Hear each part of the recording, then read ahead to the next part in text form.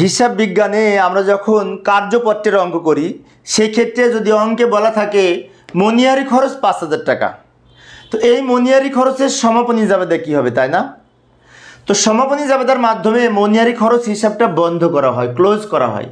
সেজন্য মনিহারি হিসাব ক্লোজ করতে হলে মনিহারি যেহেতু ডেবিট ব্যালেন্স জাবেদায় মনিহারি খরচ হিসাব ক্রেডিট করব। তাহলে ডেবিট দিকে কি লিখব? ডেবিট দিকে লিখব এই মনিহারি খরচটা কিন্তু আমরা যখন আয় বিবরণী প্রস্তুত করি কার্যপত্রের, সেই কার্যপত্রের আয় বিবরণী ডেবিট দিকে লিখি মনিহারি খরচটা। যেহেতু আয় বিবরণী ডেবিট দিকে লেখা হয় সেজন্য আয় বিবরণী হিসাব ডেবিট, কারণ আয় বিবরণী ডেবিট দিকে লেখা হয়। আর এই মনিহারি খরচ হিসাব ক্রেডিট, কারণ মনিহারি খরচ বন্ধ করার জন্য মনিহারি খরচ হিসাব ক্রেডিট হবে। অর্থাৎ মনিহারি খরচ এর সমাপনী জাবেদা হচ্ছে আয় বিবরণী ডেবিট, মনিহারি খরচ ক্রেডিট।